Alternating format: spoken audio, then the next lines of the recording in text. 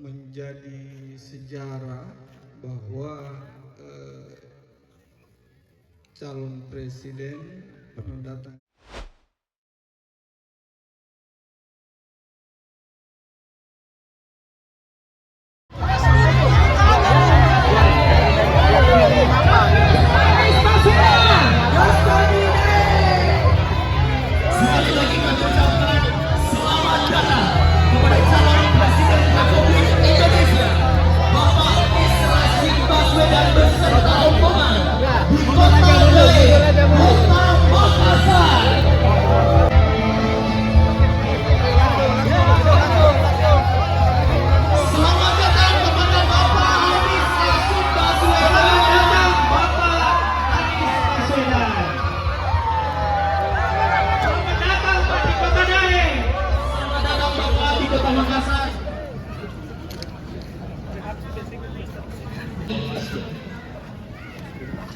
berada pada posisi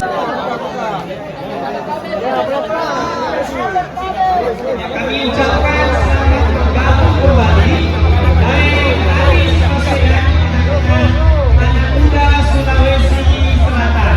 Capres Anies Baswedan, Capres Anies Baswedan, Capres Anies Baswedan, Capres Anies Baswedan. Iya, kami ucapkan selamat bergabung Bapak Anies Rashid Baswedan di tengah para pemuda hebat Sulawesi Selatan. Kami mohon kepada Bapak. Ya. Nggak usah maju lagi, nggak usah maju lagi. Ya, pagar sini jam lagi melangkah. Maju lagi, nggak usah maju. jadi Bandung ibuku, Indonesia kebangsaanku. Anak muda Sulawesi Selatan, biar perubahan, anti mager, anti lapar, percaya diri, melek politik. Luar biasa. Baik, mari kita bersama sekaligus mendengarkan sambutan tuan rumah Bapak Miswan, Direktur Panggung. Mohon kiranya untuk kembali duduk dan kembali duduk sebagaimana tempat. Alhamdulillah, wassallallahu la haula wala quwwata illa billah. Bapak-bapak, ibu-ibu, dan adik-adikku yang sekalian. Ini di tempat ini pertama di saya. Langsung duduk saja. Ini merupakan tempat karantina siswa-siswa. Jadi dokter, ada yang sementara kuliah sekarang, ada juga yang kuliah di Cina, ada di Rusia. Tentu kami semua berharap tempat ini bisa menjadi sejarah bahwa calon presiden pernah datang ke sini dan kemudian insya Allah menjadi presiden kita di masa yang akan datang. Ya, Bapak Anies yang saya hormati, keinginan yang kuat, jadi di seluruh Indonesia ya, terutama di Sulawesi Selatan ini banyak sekali relawan-relawan Pak. Ya, Bapak sudah tahu kenapa banyak sekali relawan ini, karena pernah dengar diwawancara sama Pak Kang Ilyas ya, bahwa bukan kurikulum sebenarnya yang perlu selalu harus diubah, tapi kualitas guru. Betul. Pendapat bahwa dokter, pengacara dan lain-lain ya. Jadi kalau orang mendengar kita tanya anak-anak tokoh pemuda, wanita dan seterusnya, dan spesial sekali Pak Ustadz Miswar, Kak Mice, makasih banyak Kak selaku tuan rumah. Aplaus dulu dong buat Kak Mice, luar biasa. Tak dari lorong pasar sawah hingga kampus, karena beliau berprinsip agar silaturahmi tidak putus. Pak Anies, adakah 100? 100 pokok dong, iya. Bensinnya anak-anak gak tahu.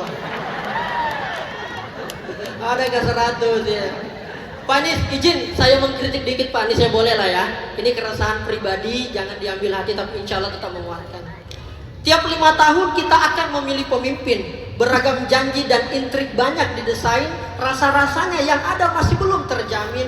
Di hadapan kita sudah ada harapan bernama Pak Anies yang sedikit agak bisa menaikkan rasa optimis. Semoga saja bukan karena janjinya yang manis. Bapak mau jadi presiden jangan setengah-setengah. Ada yang berusaha buat kita lengah dan nanti hasilnya kita jadi terperangah. Ayo dong Pak, jadilah seorang leader, bukan menjadi seorang dealer. Buat Indonesia di mata dunia tidak minder. Berpihaklah Pak pada kebenaran. Walau kita kurang dukungan anggaran, tapi suara untuk Pak Anies banyak bertebaran. Allahu Akbar. Itu pesan buat Pak Anies. Sekarang izinkan di bagian terakhir saya ingin memberikan pesan kepada kita semua yang hadir pada kesempatan ini, kepada Rijal, kepada Pak Anies, kepada Ibu dan semuanya. Dan izinkan saya, mungkin ini agak emosional tetapi harus saya sampaikan kepada RI1 kita.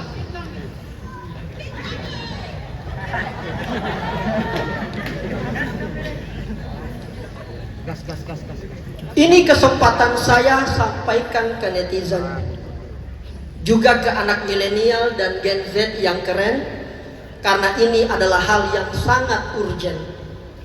Mungkin kita sama awalnya cuek pada pemerintahan dan politik, karena yang kebanyakan terlihat dan terdengar yang tidak baik.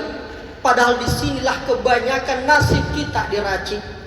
Contoh bagaimana harga sembako BBM yang naik bisa jadi disusul dengan tarif dasar listrik, makin membuat warga paceklik. Anehnya negara heboh datangkan investor, lalu menggusur tanah-tanah rakyat dengan cara yang kotor. Padahal tiap hari negara dihabisi oleh para koruptor. Hukum kelihatannya hanya sibuk mencari yang berbeda pendapat, mudah sekali mengkriminalisasi dengan cepat. Keadilan dan demokrasi sudah terasa mati. Kekayaan alam sudah banyak dicuri. Para pejabat malah sibuk perkaya diri. Lalu kita masih mau diam, padahal kita bisa bersuara di Instagram. Mahasiswa sudah turun ke jalan karena kejahatan tidak bisa dibiarkan. Kita masih tidak ngapa-ngapain sambil duduk, padahal kita bisa gaungkan di Facebook. Ayo aspirasikan walau hanya di Twitter, sebelum negara kita tidak lagi punya karakter. Yang punya penghasilan di bawah 50.000 per hari itu berteriak. Siapa yang bisa teruskan rintihan mereka ke orang banyak? Kita mungkin hidupnya masih enak, bisa jalan dan healing tanpa terisak. Kalau kita rasa janji pejabat tidak lagi cocok, kita bisa kok bersuara di TikTok. Ini bukan soal membenci dan caci maki, ini soal cinta yang tulus ke Ibu Pertiwi. Sekarang Allah sudah tunjukkan pemimpin yang bisa tangani itu. Apabila milenial dan Gen Z yang turun membantu, maka Pak Anies dan Muhaimin jadi presiden hanya soal waktu. Salam perjuangan, tetap semangat. Kalau ada baik digaskan. Assalamualaikum warahmatullahi wabarakatuh. Waalaikumsalam. Ilmu Hubungan Internasional Universitas Hasanuddin. Namanya Eri Trigenerasi Pak. Eri. Baik, langsung saja. Mungkin ini sedikit sensitif Pak. Daeng Tabe. Jadi menurut data yang saya baca, karena saya mengikuti Daeng Anies, bahwa Bapak itu membuang-buang uang DKI Jakarta sebanyak 900 miliar pada saat COVID-19. Di mana pada saat Daeng Anies ditanya oleh Najwa Shihab, Bapak lebih merefleksikan untuk diri Anda sendiri pada saat wawancara tersebut dibandingkan presiden-presiden yang lainnya.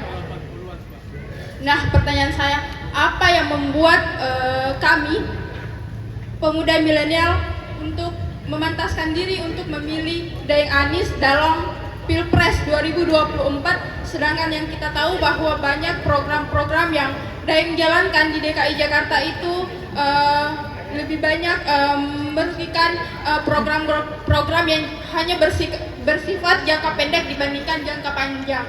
Mungkin itu saja, terima kasih. Oke. Kakak Agus, siapa? Oke. Of ID. Kemudian Kakak Agus pilih.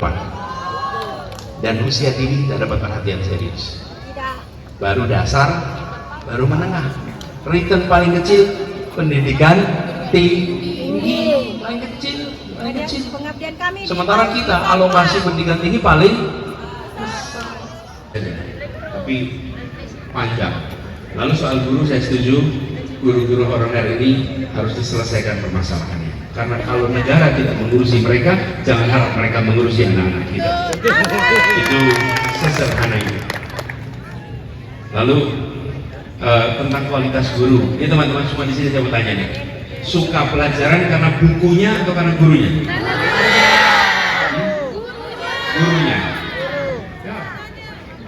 Suka karena gurunya. Jarang orang suka pelajaran karena bukunya. Dan kadang-kadang pelajaran matematika jadi tidak disukai, fisika tidak disukai, kimia tidak disukai karena apa? Nih, jadi kita harus membuat guru-guru kita menjadi, maka belajarnya menjadi sekolah yang senang hati, berada di sekolah senang hati. Ini sekolah bermasalah. Nggak usah pakai rumit-rumit, lihat itu aja tuh. Kalau itu terjadi, maka ini sekolah bagus. Ya,